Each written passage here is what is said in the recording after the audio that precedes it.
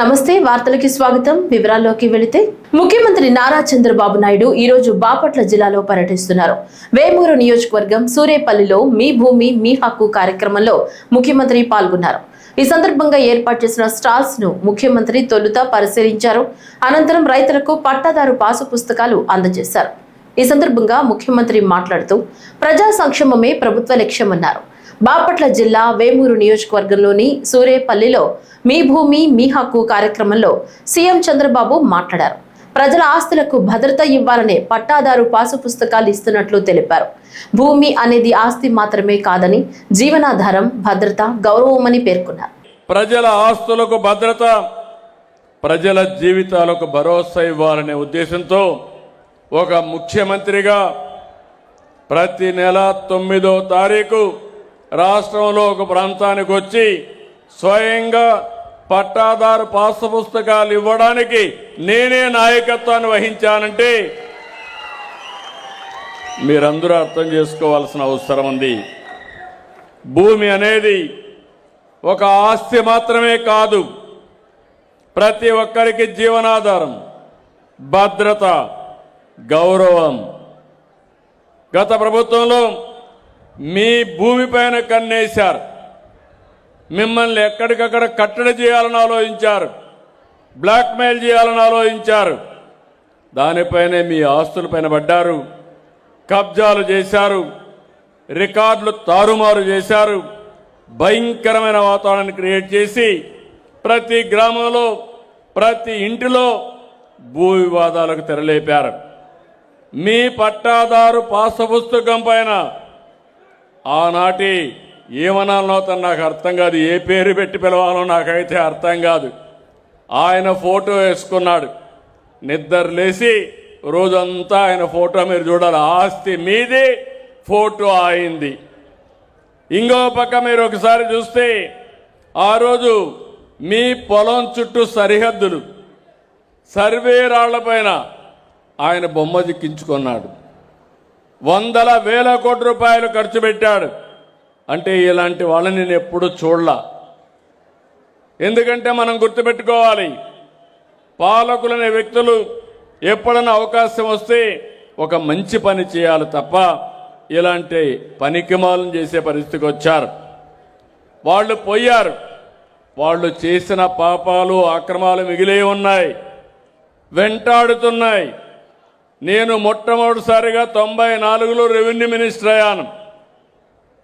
నాకు ఆ అనుభవం ఉంది. తర్వాత ముఖ్యమంత్రి అయ్యాను. భూములపైన టెక్నాలజీ ఉపయోగించి అనేక విధాలుగా ముందుకు పోయాం. కానీ 1924లో జరిగిన పనులు చూస్తే నాకే అర్థం కాలేదు. ఎందుకంటే అన్ని భూములు తారుమారైనాయి. దానివల్ల మీలో భూ వివాదాలు వచ్చాయి. భూమి అనే సెంటిమెంట్, అధికార యంత్రాంగం సరిగా పనిచేయకపోతే మీలో ఇంకా విభేదాలు వచ్చి ఎక్కడికక్కడ భేదాభిప్రాయాలు వచ్చే పరిస్థితి వస్తుంది. నేను ఆఫీస్కి వెళ్ళాను.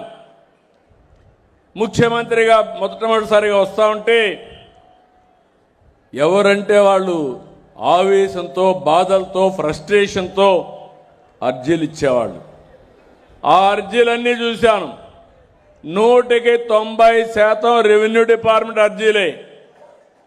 ఆ అర్జీల నుంచి పోలీసులు అంటే మళ్ళా లీగల్ కేసులు, ఇలాంటి చాలా జరిగాయి. అందుకే ఒకే నిర్ణయం చేశాను, ఎట్టి పరిస్థితుల్లో శాశ్వతంగా భూ సమస్యలు పరిష్కారం చేసి మీకు భూ హక్కు ఇచ్చే బాధ్యత నేను తీసుకోవాలని చెప్పి ఒక నిర్ణయం చేశాను, ఒక సంకల్పం చేశాం. ఆంధ్రప్రదేశ్ లో పర్యాటక మౌలిక వసతుల అభివృద్ధికి మరో ముందడుగు పడింది. అంతర్వేదిలో చేపట్టిన అభివృద్ధి కార్యక్రమాలను ఉప ముఖ్యమంత్రి పవన్ కళ్యాణ్ వర్చువల్ గా ప్రారంభించారు. ఈ కార్యక్రమాల ద్వారా అంతర్వేదిలో పర్యాటకానికి మరింత ప్రోత్సాహం లభించడంతో పాటు స్థానిక ప్రజలకు మెరుగైన సదుపాయాలు అందుబాటులోకి రానున్నాయి. ప్రభుత్వం చేపడుతున్న అభివృద్ధి పనులతో ప్రాంతీయ అభివృద్ధి వేగవంతమవుతుందని అధికారులు ఆశాభావం వ్యక్తం చేస్తున్నారు. అంతర్వేది లాంటి పవిత్ర భూమిలో అభివృద్ధి ఆధ్యాత్మికతతో కలిసి నడవాలి. అదే మన సంకల్పం, ఎన్డీఏ సంకల్పం. ఈ ప్రాంత అభివృద్ధికి, రాజోలు నియోజకవర్గ అభివృద్ధికి బలమైన సంకల్పంతో పనిచేస్తాం. ఈ అంతర్వేది లక్ష్మీ నరసింహస్వామి వారి ఆశీస్సులతో ఈ రోజున మీ అందరి కోసం వాళ్ళు అభివృద్ధి కార్యక్రమాన్ని ప్రారంభించడం ఆనందంగా ఉంది. అందులో జలజీవన్ మిషన్ నిధులతో అంతర్వేది దేవస్థానం, అంతర్వేదికర, పల్లెపాలెం, గొంది గ్రామ పంచాయతీల పరిధిలో 13 గ్రామాలకు చెందిన 30,000 మంది ప్రజల దాహార్తి తీర్చే లక్ష్యంతో 17.33 కోట్లతో నిర్మించిన సమగ్ర రక్షిత తాగునీటి సరఫరా పథకాన్ని మీ అందరికీ అందుబాటులోకి తీసుకొచ్చాం. దీనికోసం 10 ఎకరాల విస్తీర్ణంలో చెరువును అభివృద్ధి చేసి దానికి అనుబంధంగా 3 మిలియన్ లీటర్ల నీటి శుద్ధి సామర్థ్యం కలిగిన rapid sound filter plant, water tank ని నిర్మించాం. ఈ ప్రాజెక్ట్ ని అత్యంత ప్రాధాన్యత అంశంగా తీసుకొని ఈ వేసవిలోపు అందుబాటులోకి తీసుకురావాలన్న ఏకైక లక్ష్యంతో గ్రామీణ నీటి సరఫరా విభాగం ఆధ్వర్యంలో యుద్ధ ప్రాతిపాదికన పనులు పూర్తి చేశారు.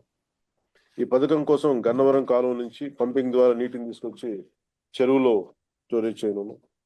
గతంలో 12 కిలోమీటర్ల దూరంలో అంతర్వేది పాలెం రక్షిత తాగునీటి పథకం నుంచి ప్రాంతానికి తాగునీరు సరఫరా చేసేందుకు ఇబ్బందులు తలెత్తేవి. సుమారు 50 గ్రామాలు దాటి నీరు రావాల్సి ఉండటంతో ప్రజలకి అవసరాలకు సరిపడా నీరు అందేది కాదు. నేను లక్ష్మీ నరసింహస్వామి వారి దర్శనానికి వచ్చిన సందర్భంలో ప్రజలు ఆ రోజు తమ తాగునీటి కష్టాలు చెప్పుకుంటూ వచ్చారు, వినతి పత్రం కూడా ఇచ్చారు. ఆ రోజు ప్రారంభించిన Antarvedi comprehensive protected water supply పథకం ద్వారా సమస్యకి ఈ రోజున శాశ్వత పరిష్కారం చూపాం. ఈ వేసవి నీటి కష్టాలు పూర్తిగా సమసిపోనున్నాయి. తీర ప్రాంతం కావడం వల్ల ఈ ప్రాంతంలో భూగర్భ జలాలు గృహ అవసరాలకు వినియోగించుకునేందుకు కూడా పనికొచ్చే పరిస్థితుల్లో లేదు. అంతర్వేది సమగ్ర రక్షిత తాగునీటి పథకం ద్వారా పూర్తి స్థాయిలో ఈ తాగునీటి సరఫరా ఏర్పాటు చేశాం. దీంతో పాటు 5 కోట్ల ONGC CSR నిధులతో గుడిమెల్లంక వద్ద ఏర్పాటు చేయడం జరిగింది. ఏర్పాటు చేయనున్న 6 మిలియన్ లీటర్ల సామర్థ్యం కలిగిన ర్యాపిడ్ సౌండ్ ఫిల్టర్ల ఏర్పాటు పనులు ప్రారంభించాం. ఈ పనులు పూర్తయితే గుడిమెల్లంక రక్షిత తాగునీటి పథకం సామర్థ్యం మెరుగుపడుతుంది. 29 గ్రామాల పరిధిలో సుమారు 1,20,000 మందికి పూర్తి స్థాయిలో తాగునీరు అందుతుంది.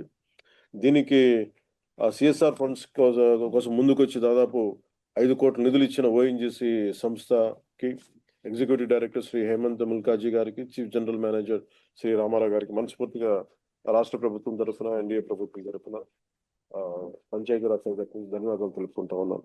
శ్రీకాకుళం నుంచి తిరుపతికి మొట్టమొదటి రెగ్యులర్ రైలు సర్వీస్ మంజూరైంది. దీనికి సంబంధించి రైల్వే శాఖ ఉత్తర్వులు జారీ చేసింది. 1743/40 తిరుపతి శ్రీకాకుళం రోడ్ హమసఫర్ ఎక్స్ప్రెస్ ను ఈ నెల 13వ తేదీ నుంచి ప్రారంభించనుంది. ఈ రైలు ప్రతి ఆదివారం సాయంత్రం తిరుపతి నుంచి, ప్రతి సోమవారం మధ్యాహ్నం శ్రీకాకుళం రోడ్డు నుంచి బయలుదేరనుంది. ఇప్పటి వరకు శ్రీకాకుళం జిల్లా ప్రజలు తిరుపతికి వెళ్లాలంటే ఒడిశాలోని భువనేశ్వర్ నుంచి ప్రారంభమయ్యే రైలు సర్వీసులపై ఆధారపడేవారు. ఈ నేపథ్యంలో శ్రీకాకుళం ప్రజల సౌకర్యం కోసం పౌర విమానయాన శాఖ మంత్రి కింజరపు రామ్మోహన్ నాయుడు శ్రీకాకుళం నుంచి తిరుపతికి మొట్టమొదటి రెగ్యులర్ రైలు సర్వీసు మంజూరయ్యేలా కృషి చేశారు. శ్రీకాకుళం నుండి తిరుపతి, హైదరాబాద్ వంటి ముఖ్య ప్రాంతాలకు నేరుగా ట్రైన్స్ నడపాలన్నది మన జిల్లా ప్రజల తాలూకా కళ. అది నా కళ కూడా. అందుకోసం నేను ఎంపీగా అయినప్పటి నుంచి ఒక లక్ష్యంగా పెట్టుకొని నూతన రైళ్ల కోసం నిరంతరం కృషి చేశాను. ఈ విషయంపై రైల్వే మంత్రుల్ని కలిశాను, రైల్వే బోర్డు అధికారులు కలిశాను, DRM అలాగే ZM ఈ లెవెల్లో జరుగుతున్న మీటింగ్స్లో కూడా పాల్గొని ఈ విషయం మీద ప్రత్యేకంగా ప్రస్తావించాను. నేడు ఆ కృషికి ఫలితంగా 75 సంవత్సరాల శ్రీకాకుళం జిల్లా చరిత్రలో మొట్టమొదటిసారి శ్రీకాకుళం నుండి తిరుపతికి నేరుగా రెగ్యులర్ రైల్వే సర్వీస్ని ప్రారంభిస్తూ రైల్వే శాఖ ఉత్తర్వులు కూడా జారీ చేసింది. శ్రీకాకుళం జిల్లా ప్రజలకు, ముఖ్యంగా వెంకటేశ్వర స్వామి భక్తులందరికీ ఇది ఒక మంచి శుభవార్త. 1743/9 17440 తిరుపతి శ్రీకాకుళం హంసఫర్ ఎక్స్ప్రెస్ రైలు ప్రతి ఆదివారం సాయంత్రం తిరుపతి నుండి శ్రీకాకుళం, అలానే ప్రతి సోమవారం మధ్యాహ్నం శ్రీకాకుళం నుండి తిరుపతి ప్రయాణిస్తుంది. ఇప్పటి వరకు తిరుమల దర్శనం కోసం శ్రీకాకుళం జిల్లా ప్రజలు భువనేశ్వర్ మీదుగా వచ్చే రైళ్లు లేదా విశాఖపట్నం రోడ్డు మార్గంలో వెళ్ళి అక్కడ నుంచి తిరుపతికి చేసే పరిస్థితి ఉండేది. ఆ రైళ్లు రద్దీ ఎక్కువగా ఉంటే దానివల్ల చాలా ఇబ్బందులు కూడా మన ప్రజలు పడేవారు. ఇప్పుడు ఈ కొత్త సర్వీస్తో ఆ సమస్యలకి పరిష్కారం మనకు లభిస్తుంది. ఈ నూతన రైళ్లు ద్వారా భక్తులకి వాళ్ళ సౌకర్యార్థం ప్రయాణం కానీ, అలాగే బర్తులు అందుబాటులోకి రావడం కానీ ఇవన్నీ కూడా వెసులుబాటు కలుగుతుంది. ముఖ్యంగా ఇది తిరుపతి వెంకటేశ్వర స్వామిని మరియు మన అరసవెల్లి సూర్య భగవానుడిని అనుసంధానం చేయడానికి ఒక గొప్ప ఆధ్యాత్మిక ప్రయాణంగా ఇది రేపు మారుతుంది. ఈ నూతన రైల్ సర్వీస్ని ఏప్రిల్ 13వ తేదీన శ్రీకాకుళం రోడ్ స్టేషన్ నుంచి మనం ప్రారంభించబోతున్నాం. మన శ్రీకాకుళం జిల్లా ప్రజలు దీర్ఘకాలిక కోరిక నెరవేర్చిన రైల్వే శాఖ మంత్రివర్యులు అశ్విని వైష్ణవ్ గారికి జిల్లా ప్రజల తరపున హృదయపూర్వకమైనటువంటి కృతజ్ఞతలు కూడా తెలియజేస్తూ రానున్న రోజుల్లో మరిన్ని నూతన సర్వీసులు శ్రీకాకుళం నుండి ప్రారంభమయ్యేలా నేను నా కృషి కంటిన్యూస్గా చేస్తూనే ఉంటాను.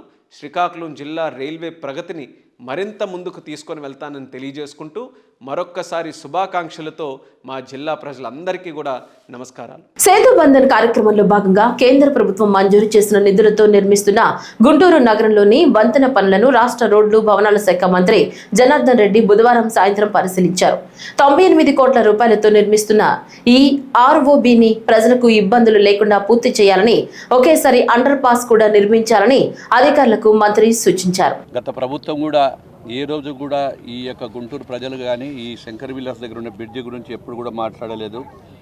దాదాపుగా 70 ఏళ్ళ దశాబ్ద ఏళ్ళు ఇక్కడ ఉన్నటువంటి బ్రిడ్జి, ఈ శంకర్ విలాస్ బ్రిడ్జి పైన ప్రజలకు అందరికీ కూడా ఈ యొక్క ఎన్నో ఇబ్బందులు ఎదుర్కొంటూ ఉన్నారో ఈ యొక్క బ్రిడ్జిని శాంక్షన్ చేసి 98 కోట్లతో రేపు 2027కి కంప్లీట్ చేయాలని చెప్పి మే 27కే చేయాలని చెప్పి చేయడం జరుగుతూ ఉంది. భవిష్యత్తులో డబల్ లైన్ కానీ విద్యుత్ లైన్లు కానీ ఇవన్నీ కూడా వస్తే ఎలాంటి ఆటంకాలు కాకుండా మళ్ళీ భవిష్యత్తులో దీన్ని ఎలాంటి మార్పులు కూడా లేకుండా ఏవైతే ఉన్నాయో డక్స్ కానీ తర్వాత ఫుట్పాత్ కానీ ఇవన్నీ కూడా తీసుకోవడం జరుగుతూ ఉంది. ఈ ప్రాజెక్టు మేకల్లో కంప్లీట్ చేస్తాము. దాదాపు 26,730 కిలోమీటర్ల రహదారులంతా కూడా కేవలం 9 నెలల కాలంలోనే మిషన్ పార్ట్ హోల్ కార్యక్రమాన్ని తీసుకొని గుంతలు లేని రాష్ట్రంగా తీర్చిదిద్దాము.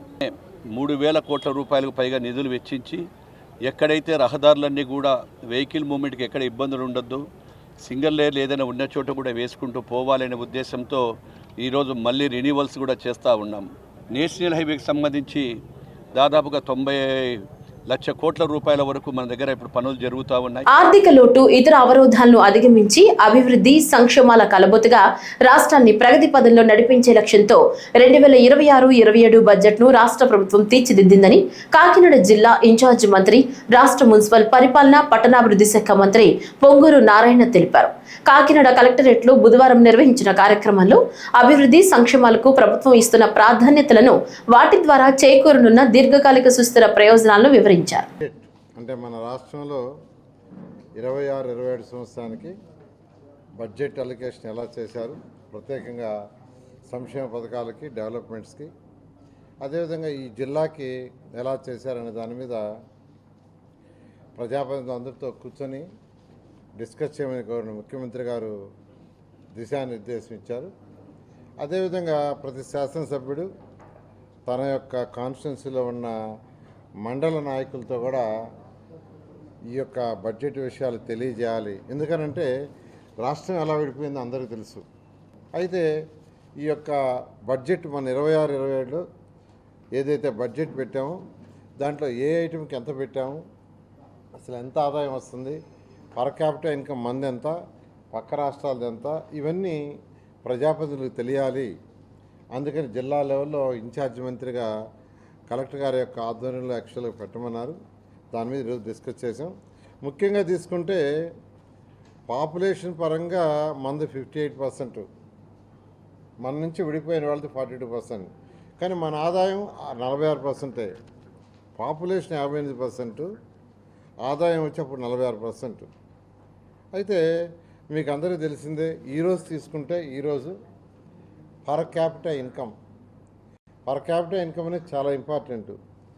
తెలంగాణలో 3,87,623 రూపాయలు, 3,87,623.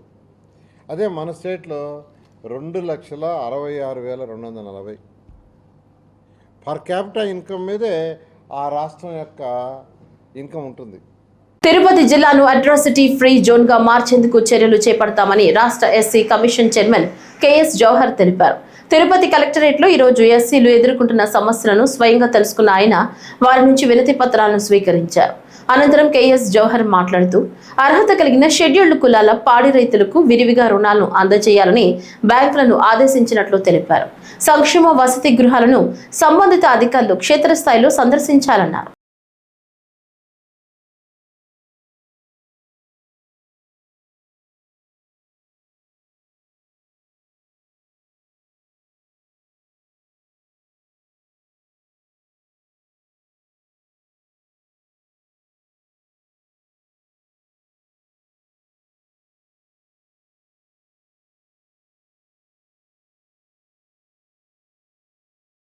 రైతుల భూ హక్కుల పరిరక్షణకు రాష్ట్ర ప్రభుత్వం అత్యంత ప్రాధాన్యత ఇస్తోందని, దానికి అనుగుణంగా సర్వే పూర్తయిన ప్రాంతాల్లో ప్రతి రైతుకు పట్టాదారు పాసు పుస్తకాలు పంపిణీ చేస్తున్నామని రాష్ట్ర గృహ నిర్మాణ శాఖ మంత్రి కొలుసు పార్థసారథి తెలిపారు. ఏలూరు జిల్లా చాట్రాయి మండలం బూరుగుగూడెం గ్రామంలో బుధవారం 492 మంది రైతులకు పట్టాదారు పాసు పుస్తకాలను ఆయన పంపిణీ చేశారు.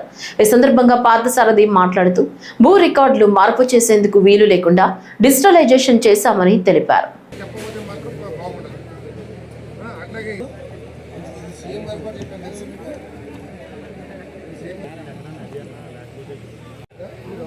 రామిరెడ్డి గారు 91 ఖాతా నంబర్ యేసురత్నం గారు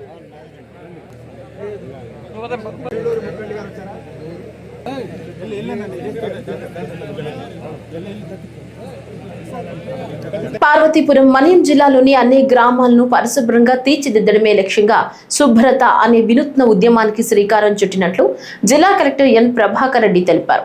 ఈ కార్యక్రమం ద్వారా గ్రామాల రూపురేఖలను మార్చడమే కాకుండా ప్రజల్లో సామాజిక బాధ్యతను పెంపొందించవచ్చని తెలిపారు. ఈ కార్యక్రమంలో సచివాలయ సిబ్బంది, విద్యార్థులు, ఉపాధ్యాయులు, యువత, మహిళా సంఘాలు, పెన్షనర్లు ఇలా ప్రతి ఒక్కరూ భాగస్వాములు కావాలని పిలుపునిచ్చారు. So first of all me powers ఏంటి, మీ రెస్పాన్సిబిలిటీస్ ఏంటి, ఆ రెండు బేసిక్ అవేర్నెస్ ఈరోజు మీరు తెచ్చుకోగలిగారు.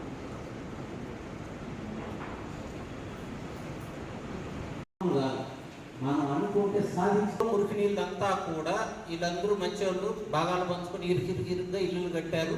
డ్రైనేజ్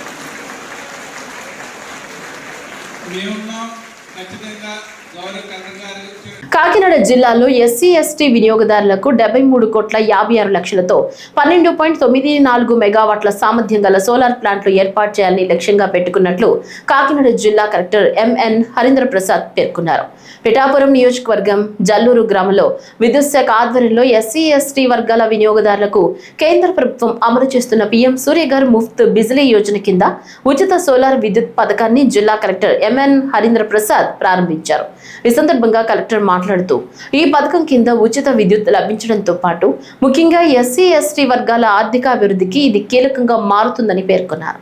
ఎస్సీ బెనిఫిషరీ ఎవరున్నారో, ఎవరైతే 200 యూనిట్ కన్నా తక్కువ ప్రతి నెల కాల్స్తున్నారో వాళ్ళందరికీ కూడా ఉచితంగా ఈ సోలార్ విద్యుత్ అనేది ఏర్పాటు చేయడానికి ఈ కార్యక్రమం తీసుకురావడం జరిగింది. దీని ద్వారా ప్రతి నెల మీరు జోబుల నుంచి ఖర్చు పెట్టే ఈ బిల్ అనేది పూర్తిగా తగ్గుతుంది. దాంతో పాటు ప్రభుత్వం కూడా తిరిగి 200 రూపాయలు ఎవరైతే ఇన్స్టాల్ చేసుకున్నారో వాళ్ళకి తిరిగి 200 రూపాయలు మీకు మీ ఖాతాకు జమ చేయడం కూడా జరుగుతుంది. ఒక మంచి అవకాశం ఇది. ప్రతి ఒక్క ఎస్సీ వినియోగదారు కూడా ఈ పథకం కింద లబ్ధి పొందాలని సభావంగా కోరుతున్నాము. కేవలం మీ ఇంటి పైన ఈ పర్టికులర్ సోలార్ ప్యానల్ని మీరు ఇన్స్టాల్ చేసుకుంటే చాలు. ఆల్రెడీ ఇప్పుడు ఎస్సీ గారు చెప్పినట్టు మన జిల్లాలో 200 యూనిట్ కన్నా తక్కువ వినియోగించుకునేవారు 19,000 మంది ఉండగా 16,000 మంది అర్జీ చేసుకున్నారు. ఈ 19,000 మంది కూడా అర్జీ చేసుకోవాలి, దరఖాస్తు చేసుకోవాలి. దాంతో పాటు ముందుకు వచ్చి ఇన్సులేషన్ సహకరిస్తే చాలు. పైసా ఖర్చు లేకుండా ఈ నిర్మాణం అనేది పగడ్బందీగా చేపించడం జరుగుతుంది. రాజధాని అమరావతి గ్రామాల్లో ల్యాండ్ పూలింగ్ పై సంబంధిత రైతులతో రాష్ట్ర పురపాలక శాఖ మంత్రి నారాయణ సమావేశమయ్యారు. ఎమ్మెల్యే భాష్యం ప్రవీణ్ తో కలిసి కర్లపూడి, ఎండ్రాయి గ్రామాల్లో రైతులతో గురువారం సమావేశం నిర్వహించారు. అమరావతి విస్తరణలో భాగంగా పలు ప్రాజెక్టుల కోసం ఇటీవల ల్యాండ్ పూలింగ్ ప్రక్రియను సిఆర్డీఏ ప్రారంభించింది. ల్యాండ్ పూలింగ్ పై రైతుల అనుమానాలు నివృత్తం చేసేందుకు గ్రామ సభలను అధికారులు ఏర్పాటు చేశారు. 2 గ్రామాల్లో మొత్తం 85 ఎకరాల భూమిని మంత్రి నారాయణ సమక్షంలో రైతులు ల్యాండ్ పూలింగ్ కు ఇచ్చారు.